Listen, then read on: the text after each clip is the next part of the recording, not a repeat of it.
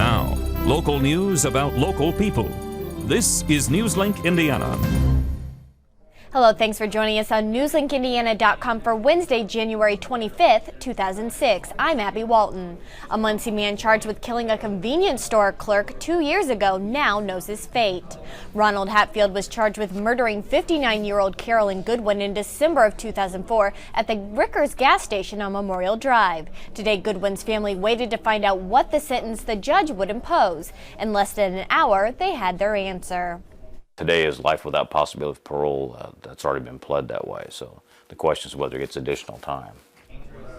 Hatfield also got an additional 20 years for a previous armed robbery to be added to his life sentence. College textbook prices are rising faster than inflation, according to a recent government study. So one Ball State University student tried to find a way to get his books for free. Newslink Indiana's Hillary Brown has the story. Ball freshman Timothy Wybrew said what he intended to do was finish taking notes. So he hid in the bookstore after it closed, accidentally triggering the alarm. After police searched the store, a scared Wybrew gave himself up. It's embarrassing but you never know why. Did he just need help buying the book? Did he not have the money to? Was it just because he wanted to spend the money for something else? Those who know Wybrew say he is quiet and not the type to break the law. His minister says Wybrew is at Bible study each week, and news of his arrest was shocking. What first comes to my mind is a humble person. He's very humble, and a person who is respectful. Police say they believe Wybrew learned a lesson. Mistake, very early learning experience.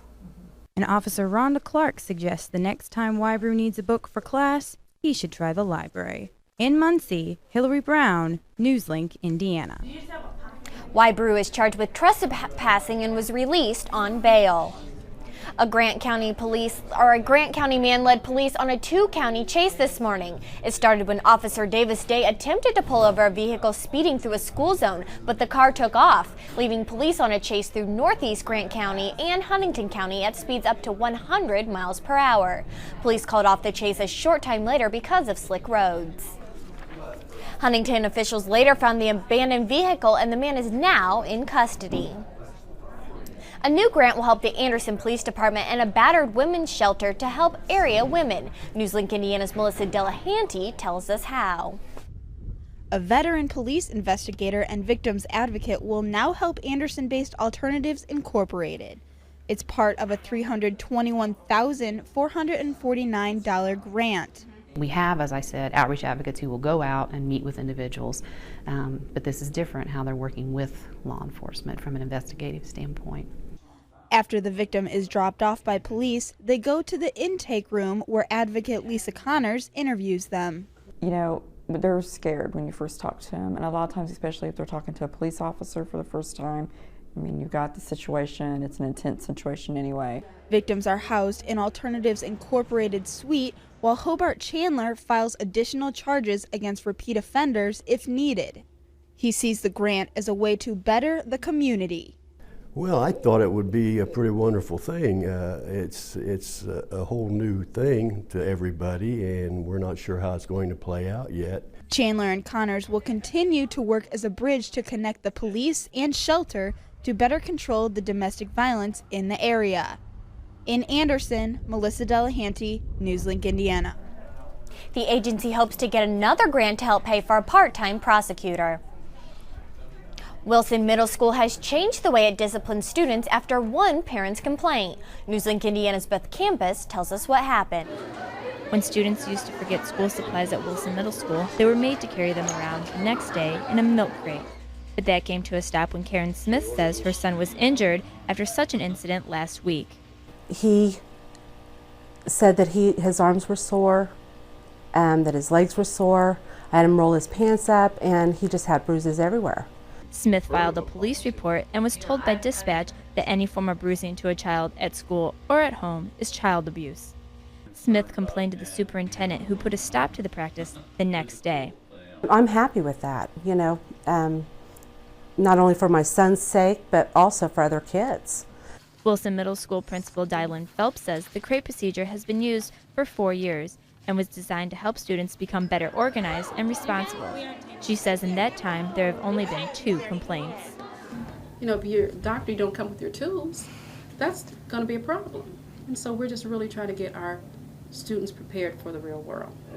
The school now uses detentions and notes home to parents to help teach that lesson.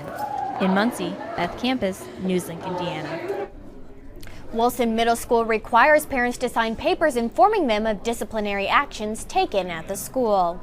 Now here's Jennifer Cook with a look at our forecast. And Jennifer, January really has been a pretty nice month. We've had some sunshine and the best part, not a lot of snow. You know what? Through the month of January, it's been an up and down weather pattern. We've seen a couple up days, a couple down days. Unfortunately, today was a down day, which means there's an update on the way. Overnight tonight, expect chilly conditions. Overnight lows near 20 degrees, the coldest that we've seen since middle of December. For the day Thursday, though, warm-ups on the way. Afternoon highs in the lower 40s. The up and down weather pattern will continue. That means another chilly days on the way later next week. Currently, very few clouds in the sky through the overnight. As this high pressure system slowly begins to move towards the east, we're going to stay on the front side of it. That means cold air is going to wrap in from the north. So that means a chilly night's expected through the overnight. But then good news for the day tomorrow. We're going to get behind this high pressure system. That means warmer air is going to wrap in from the south, so expect milder conditions for the day tomorrow. Then we're going to be watching a system that's developing in the Great Plains. That is going to move in for the day Saturday and continue, in fact, through the day on Monday. Tonight, though, cold and clear, still a little breezy out there. Average low 18. We're going to see 19 degrees for the day tomorrow. Sunny skies and a little warmer than today, 40 degrees. The 5-day forecast will show rain moving in on Saturday. Saturday's high, 45 degrees, then 43 for Sunday. More rain on Sunday.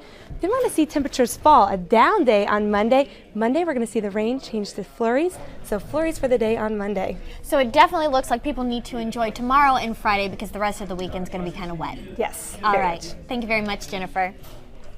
Muncie high schoolers are sharing poetry in a whole new way. Newslink Indiana Shala Sass tells us where to catch their work. Cement ocean swell, hypnotic streetlights dancing, watch for falling rocks. When Burris High School senior Megan Burkhart received her latest assignment, she didn't expect all of Muncie to see her work. English teacher Amy Genova had students write traditional Japanese nature poems called haikus. The best ended up as billboards. Stepping into the Midst bus, people will find something new to look at, discovering a new poem each ride. The haikus are posted where you usually see ads. Each bus has a different haiku, but the authors remain anonymous. It's a break in the day, a moment for pondering and thinking, appreciation, instead of just sitting there not trying to talk to strangers or thinking about how harried your day is. Burkhart says it's good for the public and her classmates. I like to share my work with others, and even though I don't know exactly who's seeing it or what the reaction is, I think it's pretty cool. It's out there in the public. And riders agree. When I ride the Mets, I like to read the poems and see what the kids come up with nowadays. It's pretty good. I like it. Genova plans more haikus on each bus and wants to get elementary students involved as well. In Muncie, Shala Sass, Newslink, Indiana. Haikus can be seen on all 22 of Muncie's new MITS buses. And those are the headlines for East Central Indiana for this Wednesday, January 25th. Join us again tomorrow on Thursday for more local news about local people right here on newslinkindiana.com.